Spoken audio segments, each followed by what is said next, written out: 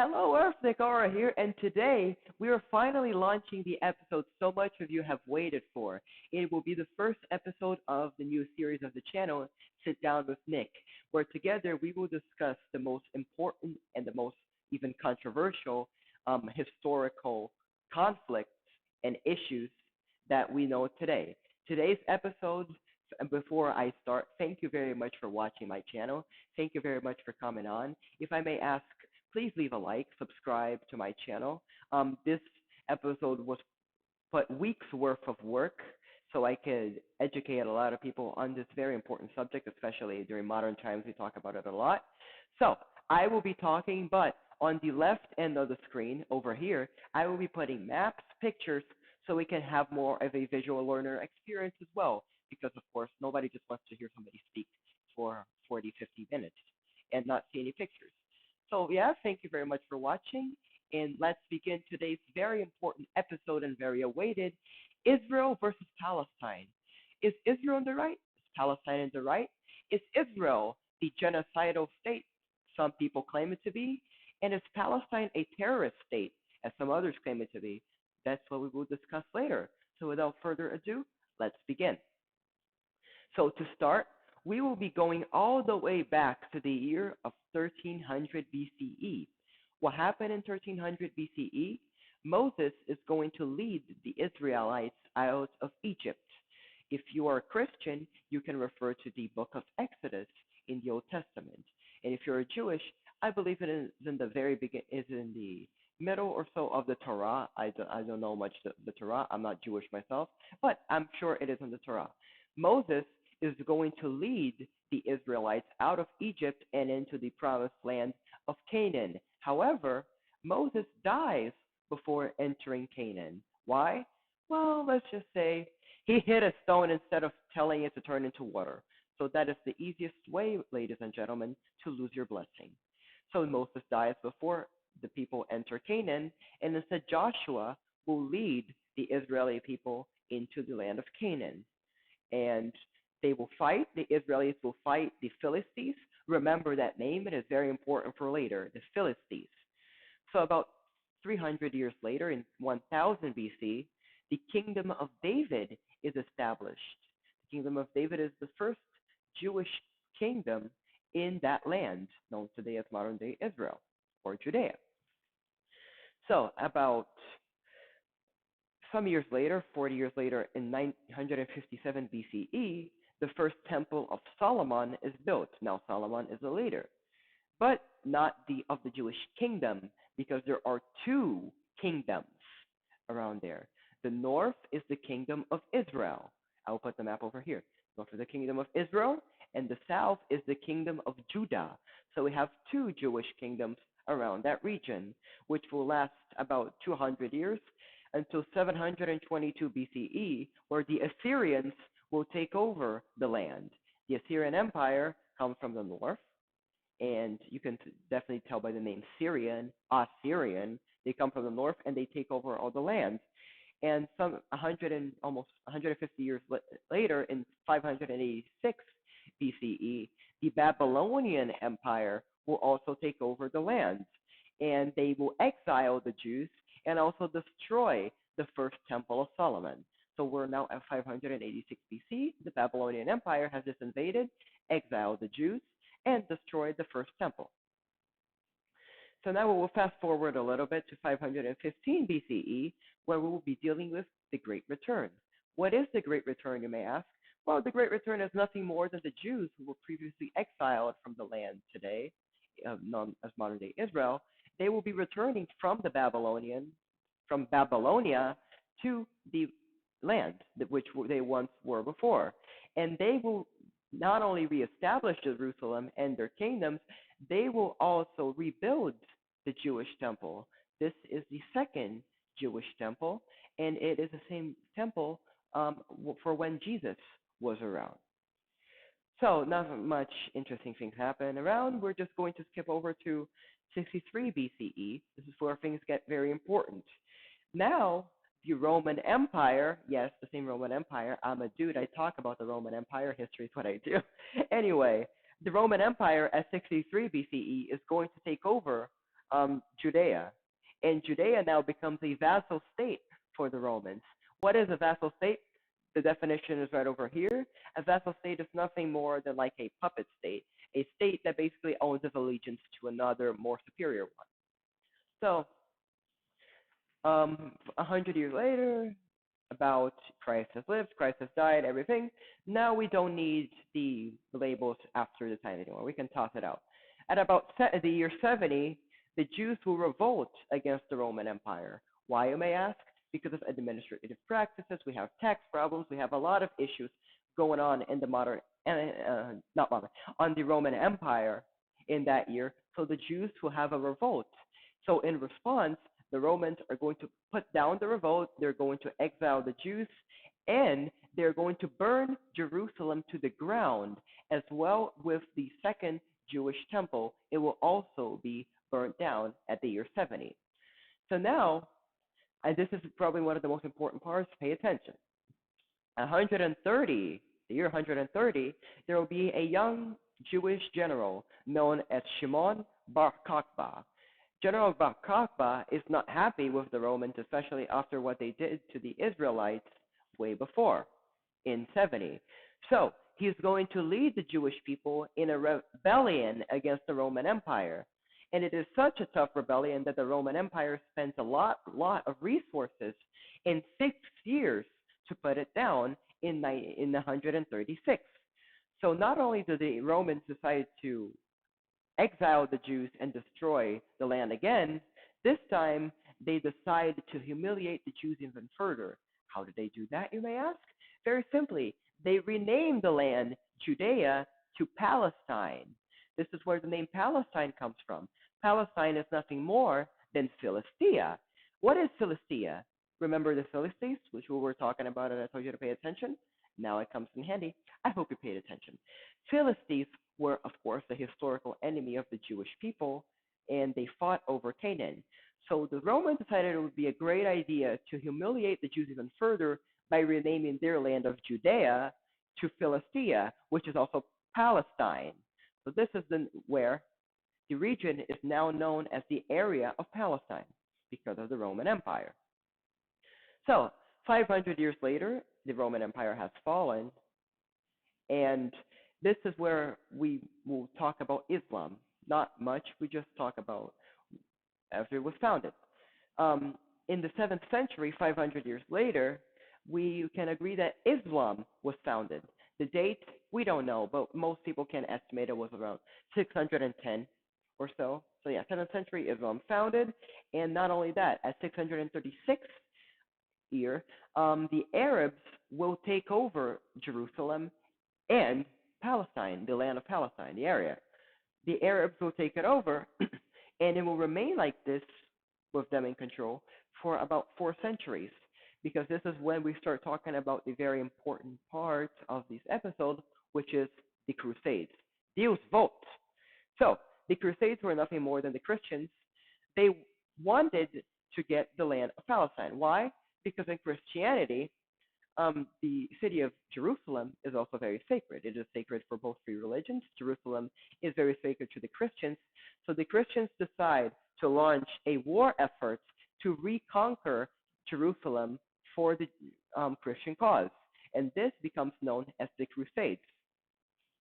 So the Christian Crusaders will fight the Arabs, and they will control Jerusalem and the area of Palestine until the year of 1291, where the Crusades are finally defeated by the Arabs, and the Arabs will regain control of Palestine.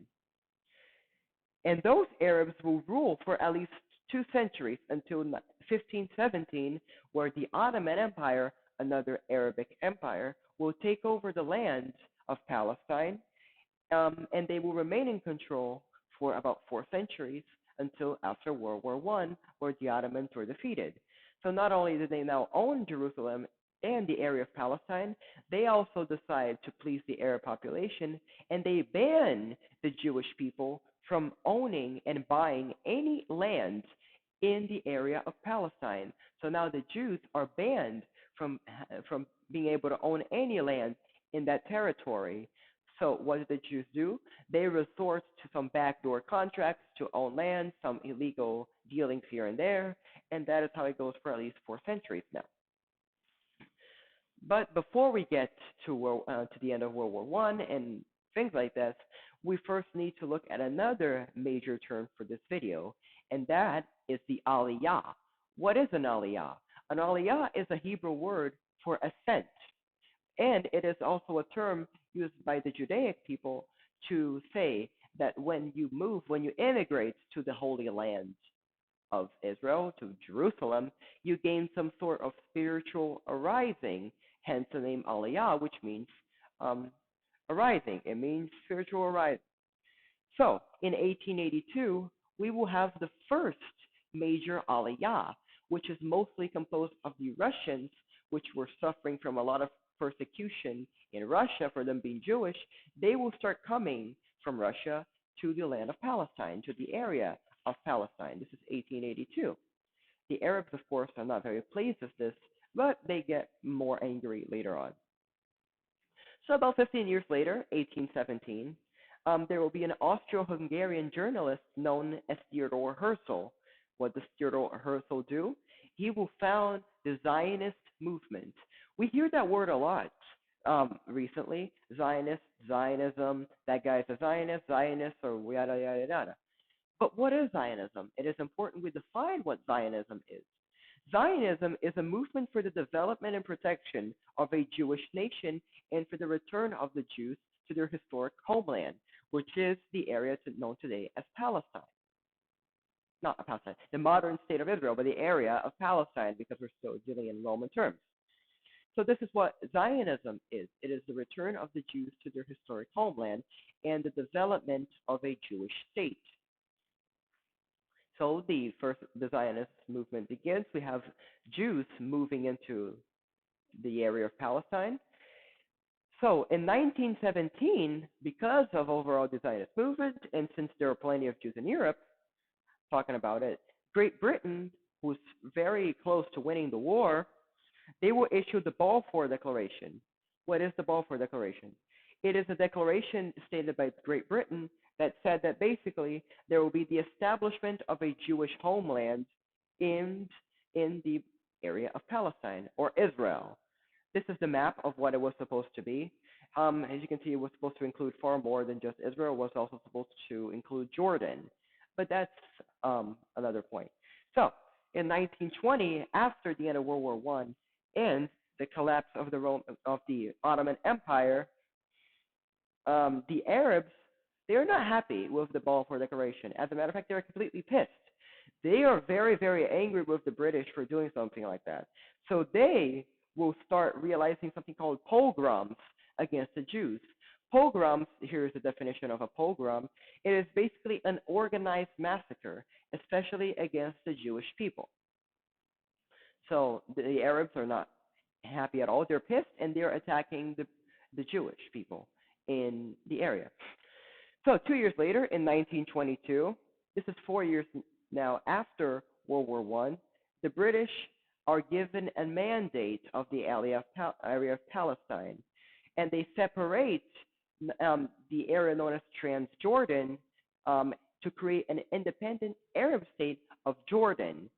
Jordan is not an independent state as it was separated, so they broke off what they said before in the Balfour Declaration. They separate Transjordan from the rest, and they create an independent state of Jordan. And so now in 1929, we will have something called the Arab Revolt. As I said before, the Arabs were not happy with the British because of the Balfour Declaration, because they wanted to give the Jews a state. They wanted to make that land a Jewish state. So the Arabs are going to riot. They're going to riot a lot. They are going to start a major riot against the Jews in the city of Hebron. The city of Hebron is right here in the map. They will start a major riot against the Jews over there and also against the British. So the British, dealing with the Arab revolt, they decide to appease the Arabs a little bit more. Of course, the British, they love appealing to people. They love appeasement. They would try to appease the Arabs. How did they do that? They ban Jewish people from transferring land. They banned transfers of land to Jews in the area of Palestine, trying to appease the Arabs. And the Arabs continue revolting, and now we go 8 years later to 1937, where the British, tired of the Arab revolt, tired of the whole protest between the Jews and the Arabs, they will establish something called the Pew Commission. The Pew Commission, it is a commission realized by the British to split the territory of Judea, Samaria, and the entire land area of Palestine between the state, which will be known as Palestine, and the state of Israel, of the Jews. So the Pew Commission decides on this map right over here. It is on the left part of the screen. The Arabs are giving 80% of the territory or so by the Pew Commission, while the Jews maintain the land where they were previously held through private ownership, which is the city of Haifa and the north. And the Jews proposed that plan. However, the British proposed that plan, the Jews will accept that plan. However, the Arabs will completely reject it because they wanted their own state of Palestine there and no Jewish homeland in that area. So now we will go over 2 years later, 1939. What happened special in 1939, as you may all know? World War II. Adolf Hitler, the very anti-Semitic leader of Nazi Germany, will have a little conversation with the Grand Mufti of Jerusalem, also known as Imam al-Husseini. And Imam al-Husseini is going to tell Hitler that if he is to conquer the land known as Palestine, that he wants Hitler to completely destroy the Jewish settlements in the land of Palestine, and also he pledges support to the cause of Nazi Germany. So now the Grand Mufti of Jerusalem, the Arab, Imam al-Husseini, he is supporting Nazi Germany and Adolf Hitler.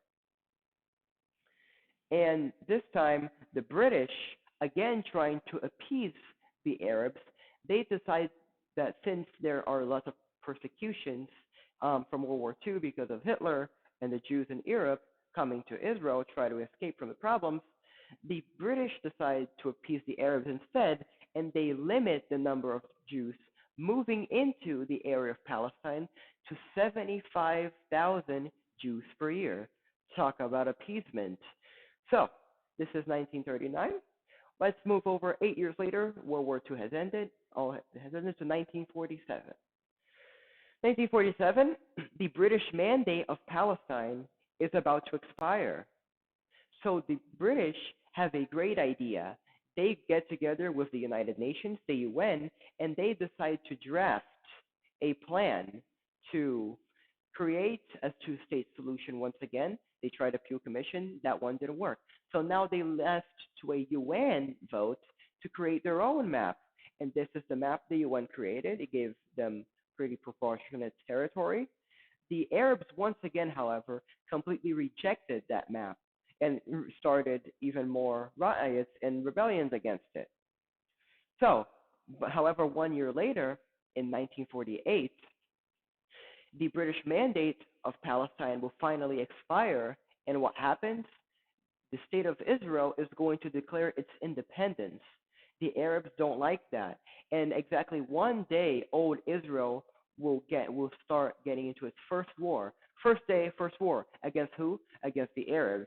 Lebanon, Syria, Egypt, they all declare war against Israel, as well as the state of Jordan. King of Jordan declares war against the Israelis. And it ended 1 year later with an Israeli victory. But before we get there, we need to talk about a very important term which is used by the Palestine supporters and the Arabs, and still celebrated in a way by the Arabs today, not celebrated, mourned by the Arabs today, which is the term and the day of the Nakba. The Nakba is an Arabic word for catastrophe, and it refers and is a term to refer to the 700,000 Palestinians who were displaced or left the territory due to Israel forcibly removing them from the territory. However, that's not how it really went. So let's break this down. This is what happened. So they say the Nakba in 1948, 700,000 Palestinians were kicked out of the country, but it is far more complex than that. So we all start in 1947 when the leaders of the Arabic countries were telling the Arab citizens in the land of Israel, the Jewish places, the Jewish places, which was about to declare independence, they were telling them to leave. Why? Because they said, "Oh, if you guys will leave, we're going to invade the Jewish land. We're going to take it over. They're going to lose the war, and then you can come back. But in the meantime, leave so we can clear a path to completely destroy the Jewish settlements." So between August and October 1947, remember the war has not started yet. Israel is not a state yet. Around 85,000 Arabs are voluntarily going to leave the area of Western Galilee, and they will go to Beirut, the capital of Lebanon, and Damascus, the capital of Syria, in anticipation for the war. Why? Because they thought that they would come back after Israel lost the war. Newsflash, Israel won the war. So now we will go to November 1947. Another 100,000 Arabs also left the Galilee region to Lebanon and Syria. And the other Arabs from other cities around near Jerusalem and other places, they were actually forced to leave. Israel supporters are going to say because they were creating blockades to Jerusalem and they were making things complex by protesting against the Israelis, making blockades from the roads that lead to Jerusalem, basically causing problems, causing unrest. This is what the Israelis are going to say. The Arabs, however, are going to say that the Israelis wanted to completely get rid of the Arabs in their nation and form an only exclusive Jewish state. This is the narrative from both sides. And Israel at that time actually adopted many scare policies, especially in some parts of Jerusalem and some parts of the Galilee. Why? Because they say the Arabs were engaging in many propaganda moves to basically turn the Arab people against the Jewish state and to make them rebel. However, the Arabs are also going to say because the Israelis wanted them gone. So now we will move over again to April 26, 1948. Remember, no war has been declared yet. And the mayor of Haifa, together with a senior official from the Haganah, which is a Jewish Zionist paramilitary group, they will go over to the Arab section of Haifa on megaphones, speaking on the megaphones, telling the citizens to leave. They are telling the Arab, not to, sorry, they would tell the Arab citizens to stay. They basically went around with megaphones telling the Arab citizens to stay and to not leave, that they would guarantee citizenship to every person who stayed in Israel after the independence. So, however, the Arab leaders are still encouraging the Arab citizens living in the now modern place of Israel to leave. And this is what happens. And actually, there's a little quote here from the Iraqi prime minister at the time, Nani Said, which is basically says, and I quote, "We will smash the country with our guns and obliterate every place the Jews seek shelter in. The Arabs should conduct their wives and children to safe places until the fighting has stopped." This is the Iraqi prime minister at the time when we're declaring war on Israel. It is also very important to note that in the Israeli Declaration of Independence, they actually asked the Arabs to stay and said they would be granted full citizenship if they stayed. So now Israel is independent, they won the war, and remember, the West Bank was not annexed by Israel. The West Bank today, it was annexed by Jordan, and the Gaza Strip was annexed by Egypt by the end of the war. So now we'll move over some years later, 1964. The Arab states are going to create the Palestinian Liberation Organization, or the PLO, basically for the reason of liberating Palestine out of Israel. However, this is a very important point. They want to liberate Palestine. What do they mean by liberate Palestine? They mean destroy the entire state of Israel. How do I know that? Easy, because the West Bank is not owned by Israel, it is still owned by Jordan, and the Gaza Strip is still owned by Egypt. So when they called for the liberation of the Palestinians, they were calling for the complete and utter destruction of the state of Israel. So 3 years later, war breaks out again. The Arab states decide to mobilize their military for an invasion of Israel, and they actually had talked about that plan a few months before. They were talking about planning an invasion of Israel. However, Israel then sees that the Arabs are mobilizing their military, so they decide to launch a preemptive strike. If you don't know what a preemptive strike is, it's basically a strike beforehand so your enemy won't attack you. Anyway, Israel launches a preemptive strike against Egypt, burning their air force completely. They do not barely have an air force. Their air force is completely destroyed by the Israeli army, and that leads us to the start of the Six-Day War, or the 1967 war.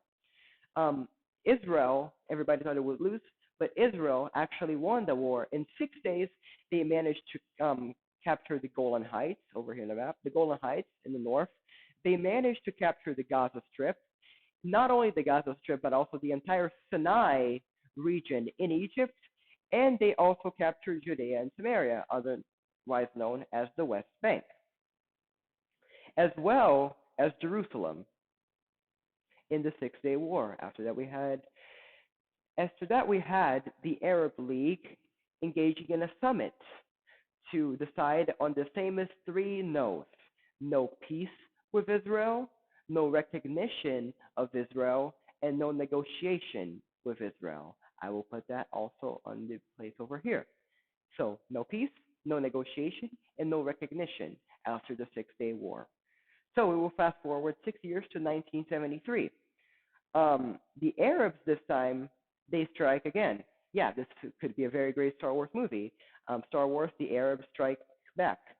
So anyway, they decided to launch a surprise attack against the Israelis. However, most importantly, in the holiest day of the Jewish calendar of Yom Kippur. The 1973 war will become known as well as the Yom Kippur War, because the Arabs launched a surprise attack against Israel on the day of Yom Kippur.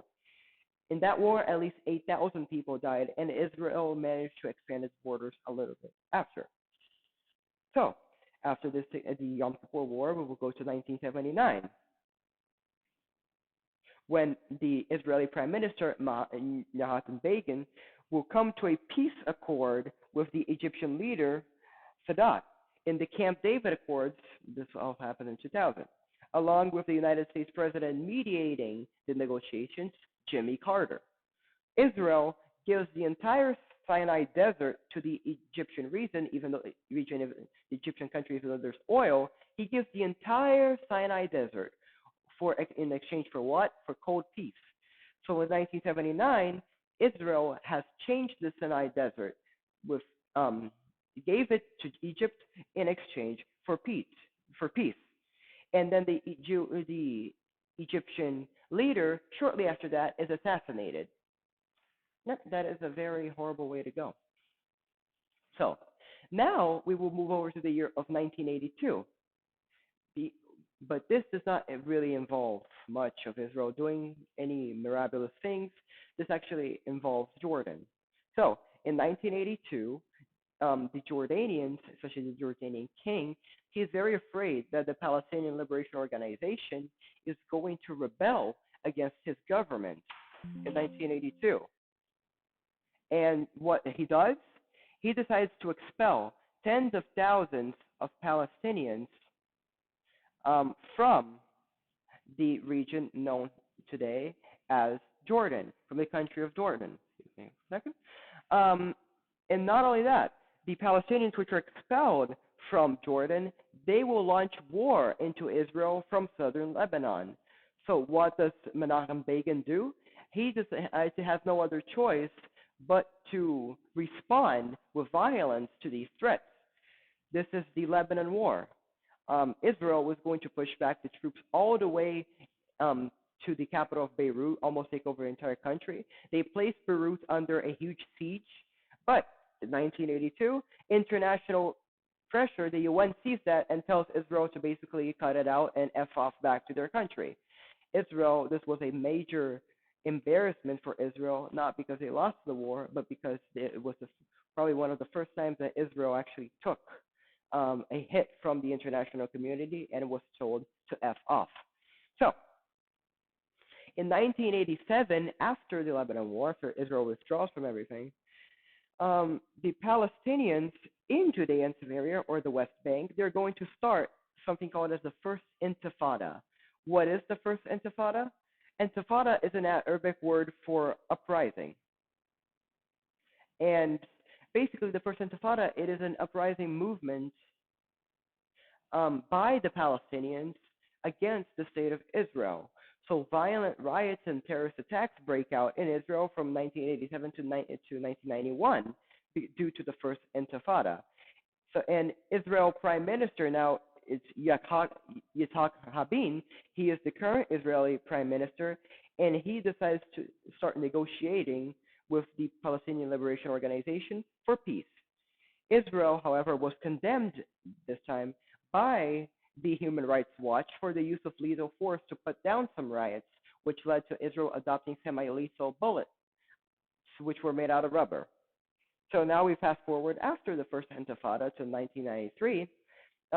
Israeli Prime Minister Yitzhak Rabin is going to engage in a negotiation with the Palestinian Liberation Organization leader Yasser Arafat in the Oslo Accords, mediated by none other than Mr. Bill Clinton, the United States President. So both of them agree on the Oslo Accords, which were basically a step-by-step plan on how Israel would continue to cede a little bit of territory here and there. They would cooperate on security. They would ensure peace. And step-by-step, Palestine would become a state, 1993. So 5 years after, in 1998, the Israeli Prime Minister is now Benjamin Netanyahu, yes, the same one which is in power now. He meets with Yasser Arafat in the White River Memorandum to agree to the continuation of the Oslo Accords set together before by Yitzhak Rabin and Arafat. So Israel agreed to transfer 13% of the land in the West Bank to the Palestinians in exchange for security from the Palestinians, cooperation economically and in defense, and most importantly, for Palestine promising to put down terrorist attacks against Israel. Palestine would have to try to prevent terrorist attacks against Israel coming through the borders. So this was the White River Memorandum, and now we engage into probably one of the most important parts of the history, and it is the year of 2000.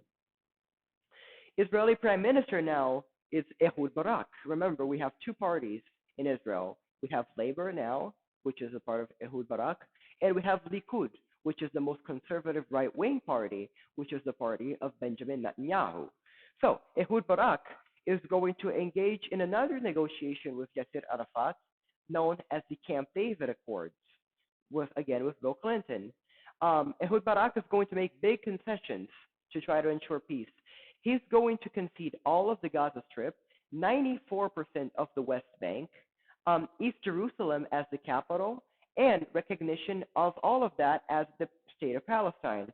However, Yasser Arafat not only refuses the Camp David Accord after 14 days of negotiation, he launches the Second Intifada. And the Second Intifada was far more bloodier than the first one. 1,053 Israelis died during the Second Intifada due to bombings in pizza places, bombings in other places, as well as drive-by shootings by Arab terrorists, as well as 3,200 Palestinians are also going to die in the Second Intifada due to responses against the rioters from Israel. The Second Intifada goes from 2000 to 2005. However, in 2004, a little bit before, we have a leader change in Palestine. Yasser Arafat has died, and he is replaced with Mahmoud Abbas as the leader of Palestine. Yes, the same one which is in power now.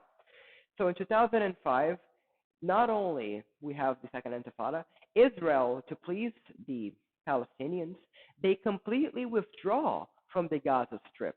They completely withdraw from the Gaza Strip all of the Jewish settlements are removed from the Gaza Strip, and all of the Jews leave the Gaza Strip. There are currently no Jews, zero, living in the Gaza Strip to this day since 2005.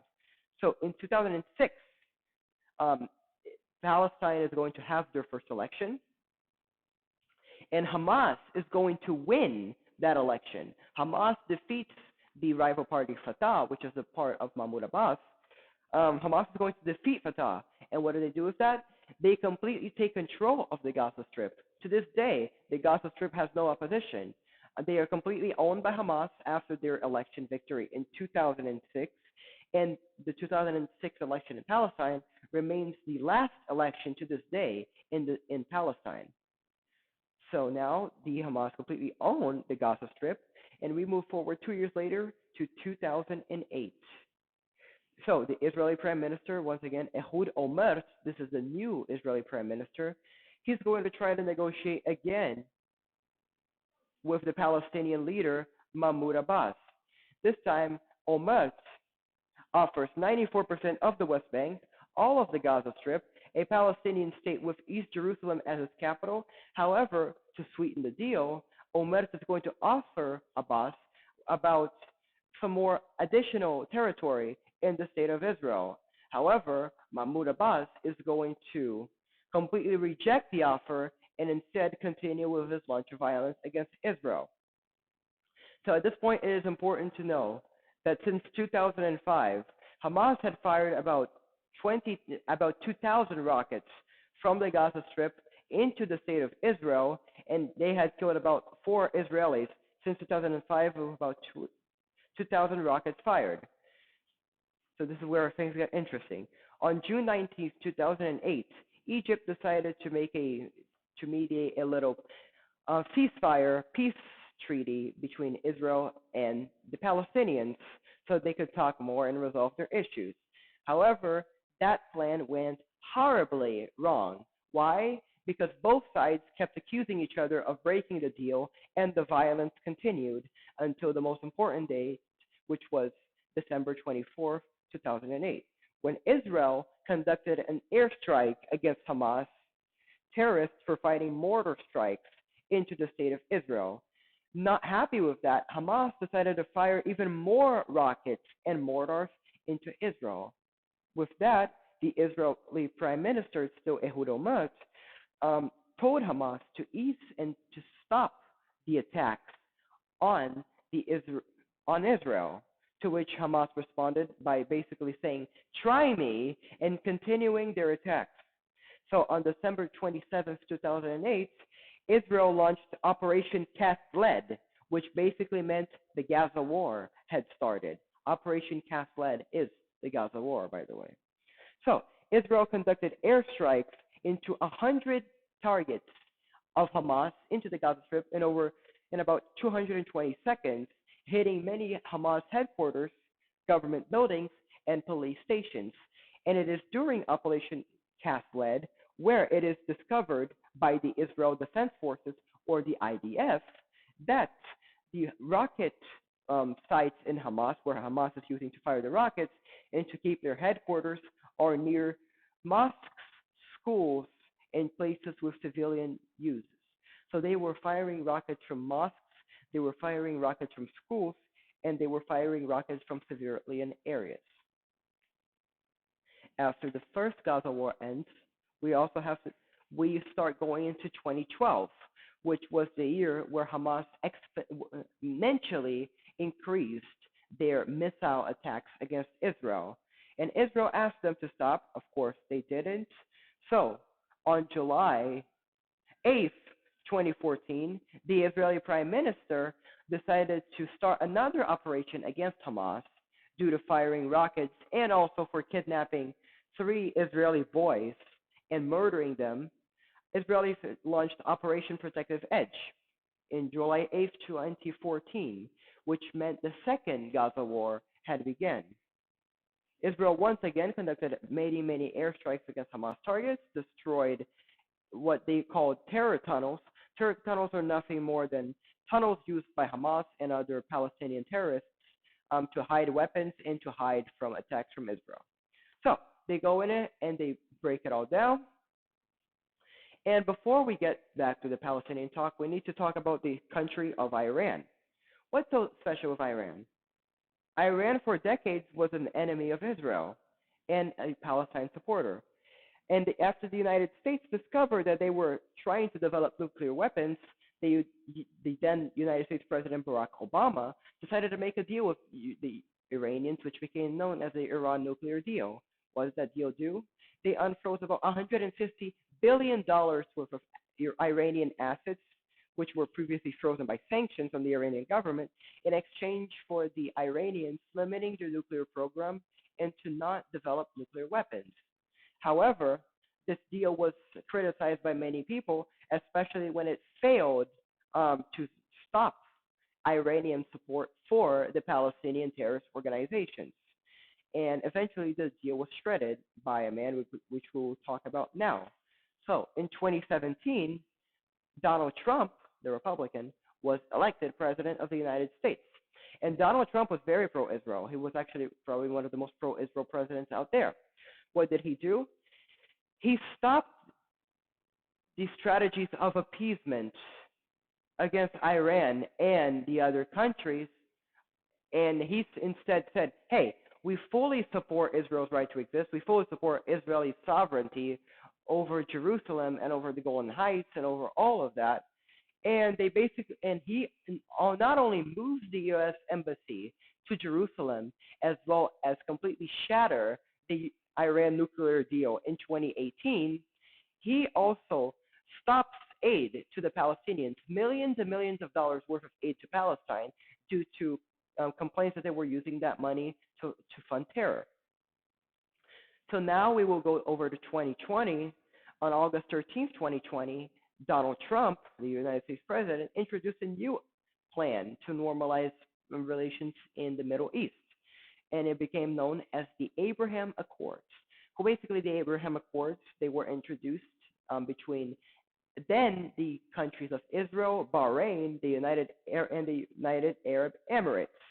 So on September 15th, 2020, Israeli Prime Minister Benjamin Netanyahu, Emirati Foreign Minister Abdullah Zim Zayed Al Nahyan, and the Bahrainian Foreign Minister Abdullah Fahim Rashid Al Zayani signed the Abraham Accords, normalizing the relations between the countries of Israel, the United Arab Emirates, and Bahrain. But on December 22nd, Morocco also joined the accords, and on January 6, 2021, Sudan was the one who signed the accords. And now we move on to 2021, when Joe Biden takes office as president of the United States. And Biden has a completely different approach to the Israeli-Palestinian crisis, where he basically restores aid to the Palestinians and restores appeasement strategies with the Iranians. So a couple of weeks into 2021, the Palestinians, Mahmoud Abbas, says, hey, we're going to have another election to legitimize our country. However, a couple of weeks before the election in 2021, Mahmoud Abbas canceled the elections. Why? Because of all problems. He is not liked among the Palestinians, so he canceled the elections because he knew Hamas would win. And if Hamas won, well, they would take control of the West Bank. So with that, he cancels the election, and he starts to basically double down on offenses and attacks on Israel. Not physical attacks, basically verbal attacks. And this is what happens in 2021. We have a lot of fights. The Palestinians claim the Israelis were preventing their right to worship on the Temple Mount, but that was a completely different story. It actually happened because the Palestinians were rioting on the Temple Mount, and also the Temple Mount is owned. It's controlled by the Muslims. The Muslims control the Temple Mount in Jerusalem to this day. So that was a story that was very argued. And now we arrive in the year of 2023, which is probably the most controversial year out there and the bloodiest year out there. 2023, the Palestinian Islamic Jihad leader is going to die in Israeli prison. So the Palestinian Islamic Jihad, they fire about 100 rockets from the Gaza Strip into Israel as revenge for the death of the Palestinian Islamic Jihad leader in prison. In response, Israel decides to launch Operation Shoot an Arrow in May 9th, 2023, with the goal of killing senior officials of the Palestinian Islamic Jihad responsible for the attacks. They managed to do it. They managed to kill a lot of the leaders. And then we arrive on the fateful day, the last part of this episode, the fateful day of October 7th, 2023. It was about 6 a.m. morning on October 7th, 2023. The day had just begun in Israel, and it is not any demeaning to say that the day began with a bang. In the morning, over 1,000 missiles had been launched from the Gaza Strip into Israel. And while those rockets were being fired by Hamas from the Gaza Strip into Israel, we also had thousands of Hamas terrorists breaching Israeli territory. They broke down the border fence that was separating the Gaza Strip and Israel. The map is right here. I'm going to show it. They broke down the fence. They also used paragliders, and they landed near near the kibbutz, which a Have, an electronic dance party, was having. It is called the kibbutz Reim, where a rave was happening with hundreds and hundreds of not only Israelis but also foreigners just enjoying themselves and dancing. And this was where one of the most tragic losses of life were recorded. Not only in Kibbutz Haim, the terrorists also moved through the water as well, through the sea, and entered Israeli territory. They also moved on somewhere called the Kibbutz Be'eri, which is where actually most of the atrocities committed by Hamas against the Israeli people were registered, where many houses were burnt down as well as people were burnt alive in that day. Many men, women, children, and the elderly were brutally killed by Hamas. There were reports of deaths everywhere, reports of people being shot, being beheaded, reports of people being burnt alive. I've actually seen the videos of the atrocities committed by Hamas, but out of respect for the victims and due to the fact I don't want to get this video taken down, I will not be showing these pictures and videos to you guys. But believe me, it is very, very barbaric, very horrifying, and please do not even want to go see it. It is probably one of the most horrifying things I ever saw. Many houses destroyed, and around 5 p.m. finally, Israel declared war against Hamas. Israel declared war against Hamas on an operation known as Operation Iron Swords. Operation Iron Swords is still in effect to this day, and Israel first began with retaliatory strikes against Hamas in the Gaza Strip. And by the end of October 7th, the casualties and kidnappings by Hamas were already in the hundreds.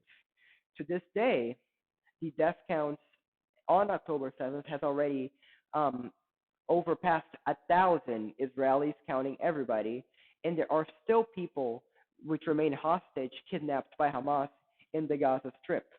This war has already claimed also the lives of 20,000 Palestinians, not only those killed by not only the Hamas members, but also the innocent men, women, and children who were used as human shields on top of buildings and were prohibited from leaving the city during evacuation by Hamas so they could be killed to serve as human shields and propaganda uses.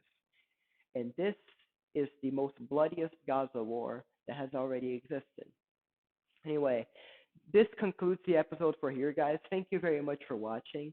Thank you very, very much for hanging with me for about 50 minutes now of Israeli history. I'm sorry this was maybe too talkative. Maybe I talked too much. Maybe I didn't. But thank you very much for watching. Please make sure to leave a like, subscribe, and share my channel with everybody. I put a lot of effort in this and a lot of love in this. This is something I love doing and I really want to do to educate all of you guys and to make sure you guys know the entire situations. out of the goodness of my heart. So thank you very, very much for watching, guys. God bless you. This is Nick R to YouTube. Communication off.